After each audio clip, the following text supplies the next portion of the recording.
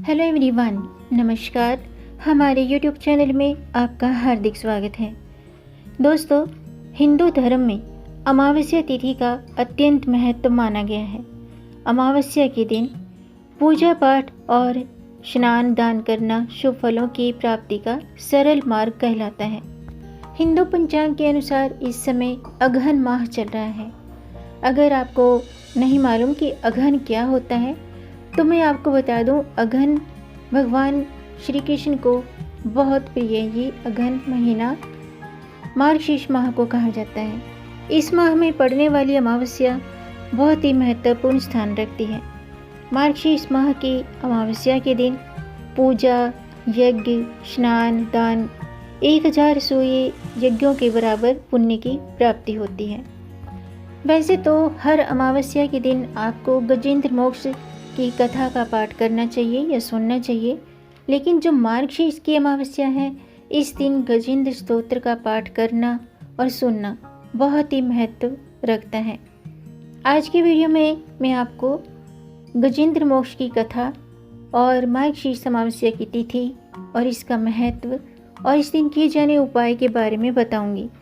तो वीडियो शुरू करने से पहले दोस्तों, आपसे एक खास बात, अगर आप इस चैनल पर नए आए हैं और पहली बार आए हैं तो इस चैनल को सब्सक्राइब कर दीजिए और बेल आइकन बटन प्रेस कर दीजिए ताकि आने वाली वीडियो देख सकेंगे आप सबसे पहले।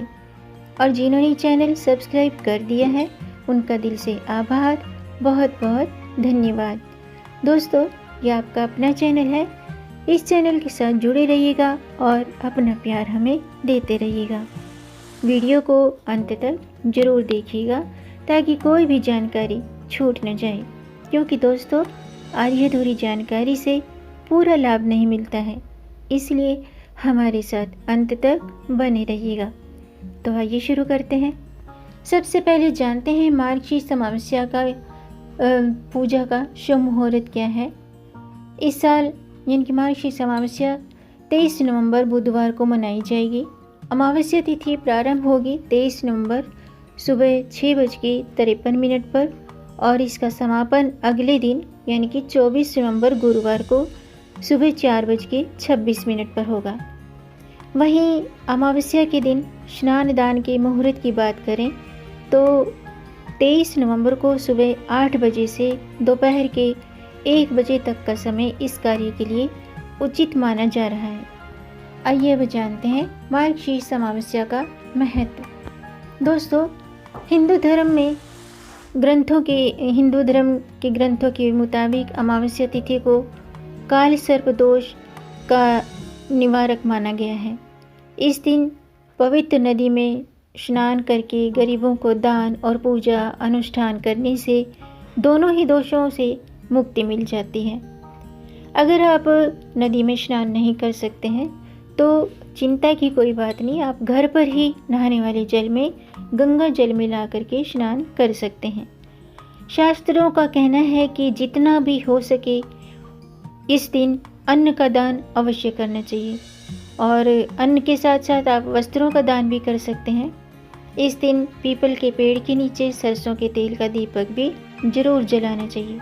इस दिन सुख सौभाग्य के लिए व्रत भी जरूर रखें। अगर आप व्रत रख सकते हैं तो व्रत रखें और तुलसी माता की पूजा जरूर करें, उन्हें लाल रंग की चुनरी चढ़ाएं। अमावस्या के दिन शंख की पूजा करना या घर में शंख स्थापित करना धन लाभ के लिए उत्तम माना जाता है। अमावस्या तिथि पर हनुमान मंदिर में जाकर के हनुमान जी के समक्ष बजरंग बाण का पाठ करना चमत्कारी माना जाता है। बजरंग बाण का पाठ भी आप मेरी वीडियो पर देख सकते हैं, सुन सकते हैं। आप मेरी वीडियो पर मेरे चैनल पर विजिट कीजिए और आप बजरंग बाण का पाठ सुन सकते हैं। दोस्तों, मार्गशीर्ष अमावस्या के दिन ब्राह्मण को भोजन और गरीबों को भोजन देने से घर में धन धान्य की कभी कमी नहीं होती है। तो इस दिन आप अपने सामर्थ्य के मुताबिक गरीबों को, ज़रूरतमंद व्यक्तियों को भोजन भी जरूर कराएं। ज्योतिष के अनुसार इस दिन यानी कि 23 नवंबर को मार्गशीर्ष अमावस्या के दिन शोभन योग बन रहा है जो प्रातःकाल से शुरू होकर के दोपहर के 3:40 तक है। इस दिन सर्वार्थ सिद्धि योग भी रहेगा, जो रात्रि के 9:37 से शुरू होगा और अगले दिन यानी कि 24 नवंबर गुरुवार को सुबह 6:51 तक रहेगा। इसके अलावा इस दिन अमृत सिद्धि योग भी बना हुआ है। अमृत सिद्धि योग रात्रि के 9:37 से लेकर के अगली सुबह 6:51 तक रहेगा। आइए अब जानते हैं अमावस्या की पूजा विधि। दोस्तों, पंचांग के अनुसार इस बार मार्गशीर्ष अमावस्या पर शिववास है और शिववास होने पर ही रुद्राभिषेक किया जाता है। इस समय भगवान शिव माता गौरी के साथ होते हैं। ऐसे में इस समय रुद्राभिषेक करना बहुत ही शुभ होता है। इस दिन पवित्र नदियों में स्नान के बाद दान करना चाहिए। संभव हो तो इस दिन आप व्रत रखें और भगवान शिव के रुद्राभिषेक के बाद संध्या के समय पीपल के वृक्ष के नीचे सरसों के तेल का दीपक जलाएं। और इस दिन आप न सिर्फ भगवान शिव की बल्कि भगवान विष्णु की भी पूजा करें। अमावस्या के दिन दोस्तों पवित्र नदी में स्नान करके या घर पर ही गंगा जल मिले हुए जल से स्नान करना चाहिए और इसके बाद सूर्य देव को अर्घ्य देना चाहिए। और अमावस्या के दिन सूर्य देव को जब आप अर्घ्य देते हैं तो उसमें आप लाल रंग के पुष्प डाल करके अर्घ्य दें। ऐसा करने से मान सम्मान में वृद्धि होती है। अमावस्या के दिन सुबह जल्दी उठ करके स्नान के बाद आप पीपल के पेड़ में जल जरूर अर्पित करना चाहिए। इस दिन मछलियों को आटे की गोलियां और चींटियों को शक्कर मिला हुआ आटा खिलाना शुभ होता है। ऐसा करने से महादेव की विशेष कृपा प्राप्त होती है और मनोकामना पूर्ण होती है। इस दिन आप शिव मंदिर में जाकर तांबे के पात्र से शिवलिंग पर जल अर्पित करें और उसके बाद भगवान शिव को बिलपत्र, धतूरा और आंकड़े के फूल भी अर्पित करें। अब मैं गजेंद्र मोक्ष की कथा शुरू करती हूँ, क्योंकि दोस्तों अमावस्या के दिन इस कथा का बहुत ही महत्व होता है। इस कथा को जरूर सुनना चाहिए या पढ़ना चाहिए। और गजेंद्र मोक्ष का जो ये पाठ है इसे आप हर अमावस्या के दिन भी पढ़ सकते हैं और बृहस्पतिवार के दिन भी इस पाठ का करना बहुत ही शुभ होता है। इस पाठ को सुनने से या पढ़ने से कर्ज से भी मुक्ति प्राप्त होती है। तो अब मैं गजेंद्र मोक्ष स्तोत्र की पाठ कथा शुरू करती हूँ। आप भी ध्यान से सुनिएगा। बहुत प्राचीन काल की बात है। द्राविड़ देश के एक पांड्य वंशी राजा राज्य करते थे। उनका नाम था इंद्रद्युम्न। वे भगवान की आराधना में ही अपना अधिक समय व्यतीत करते थे। यद्यपि उनके राज्य में सर्वत्र सुख शांति थी, प्रजा प्रत्येक रीति से संतुष्ट थी, फिर भी राजा प्रद्युम्न अपना समय राज कार्य में कम ही दे पाते थे। वे कहते थे कि भगवान विष्णु ही मेरे राज्य की व्यवस्था करते हैं, अतः वे मेरे इष्ट परम प्रभु की उपासना में ही दत्तचित्त रहते थे। राजा इंद्रद्युम्न के मन में आराध्य और आराधना की लालसा उत्तरोत्तर बढ़ती ही गई। इस कारण वे राज्य को त्याग करके मल्य पर्वत पर रहने लगे और उनका वेश तपस्वियों जैसा था। सिर के बाल बढ़ा करके जटा के रूप में बना लिए थे। वे निरंतर परम ब्रह्म परमात्मा की आराधना में ही तल्लीन रहते थे। उनके मन और प्राण भी श्री हरि के चरण कमलों में मधुकर बने रहते थे। इसके अलावा उन्हें जगत की कोई भी वस्तु नहीं सुहाती थी। उन्हें राज्य, कोष, प्रजा या पत्नी, किसी प्राणी या किसी पदार्थ की स्मृति ही नहीं होती थी।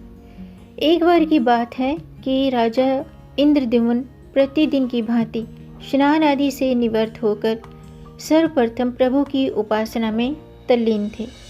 उन्हें ब्रह्म जगत का तनिक भी ध्यान नहीं था। संयोगवश उसी समय महर्षि अगस्त्य अपने समस्त शिष्यों के साथ वहां पहुंच गए, लेकिन न अर्घ्य न स्वागत। मौनवती राजा इंद्रद्युम्न परम प्रभु के ध्यान में निर्मग्न थे। इससे महर्षि अगस्त्य जो थे वो क्रोधित हो गए और उन्होंने इंद्रद्युम्न को श्राप दे दिया। इस राजा ने गुरुजनों से शिक्षा नहीं ग्रहण की थी, और यानी कि इस राजा ने गुरुजनों से शिक्षा नहीं ग्रहण की है और अभिमानवश परोपकार से निवृत्त होकर मनमानी कर रहा है।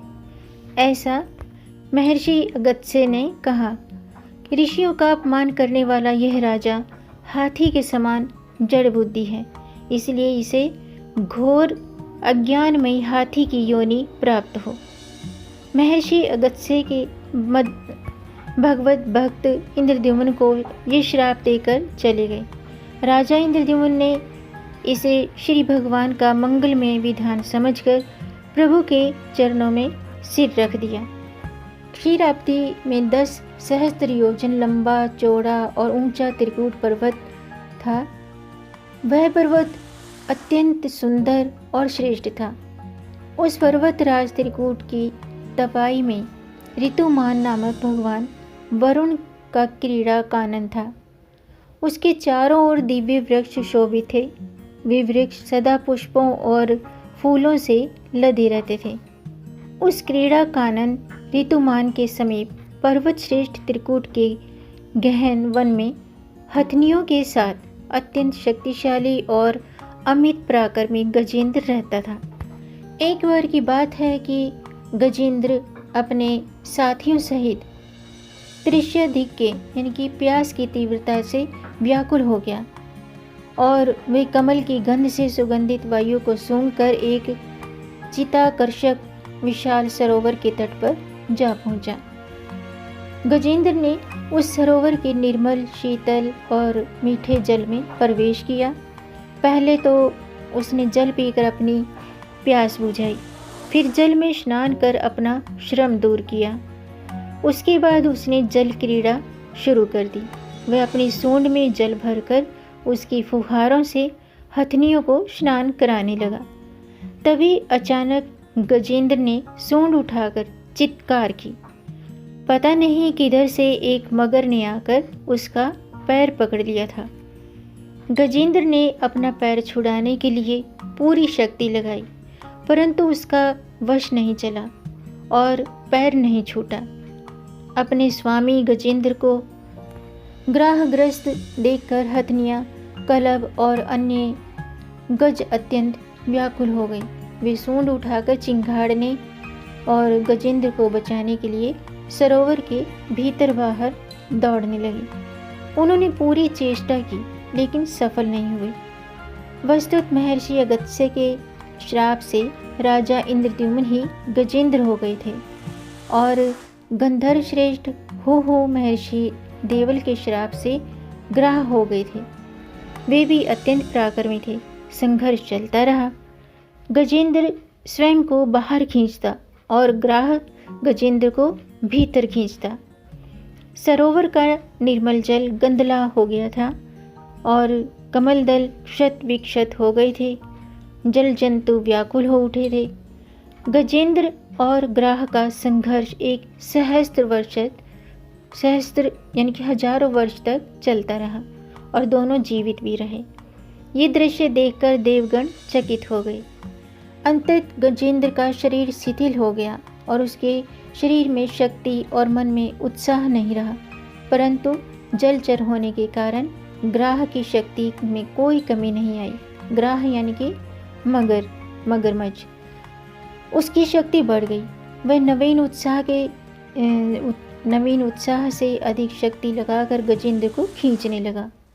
असमर्थ गजेंद्र के प्राण संकट में पड़ गए। उसकी शक्ति और पराक्रम का अहंकार चूर चूर हो गया। वह पूर्णतया निराश हो गया, किंतु पूर्व जन्म की निरंतर भागवत आराधना के फलस्वरूप उसे भगवत स्मृति हो गई।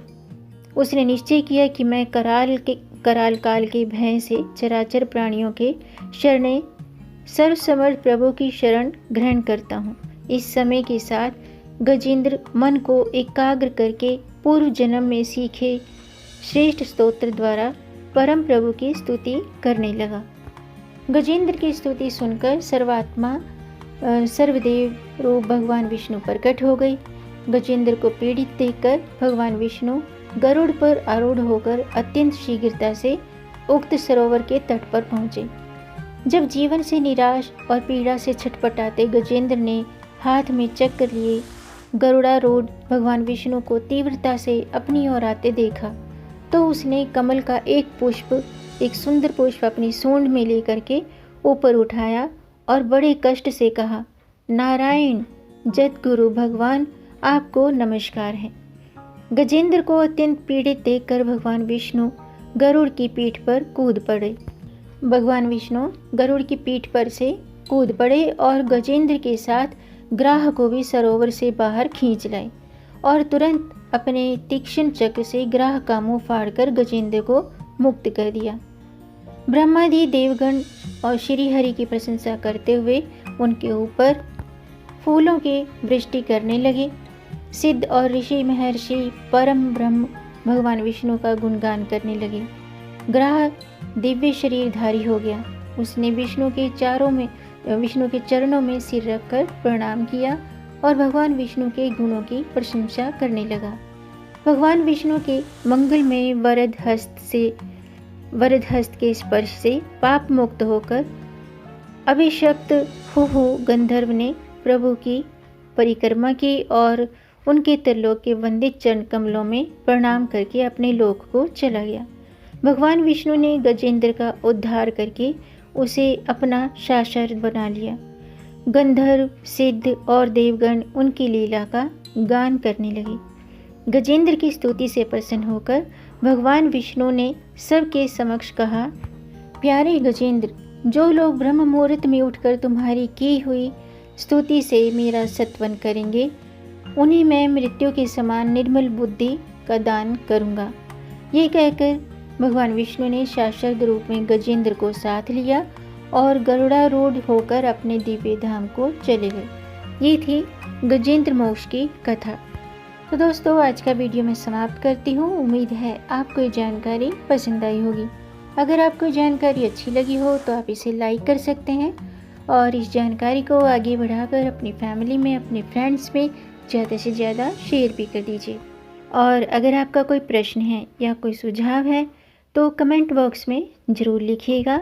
मेरे चैनल को सब्सक्राइब जरूर कीजिएगा ताकि आने वाली वीडियो देख सकेंगे आप सबसे पहले। वीडियो को अंत तक देखने के लिए आपका बहुत बहुत धन्यवाद। मिलेंगे नई जानकारी के साथ, तब तक आप खुश रहें, स्वस्थ रहें, अपना ख्याल रखें और अपनों का भी ख्याल रखिएगा। जय श्री हरि, हर हर महादेव।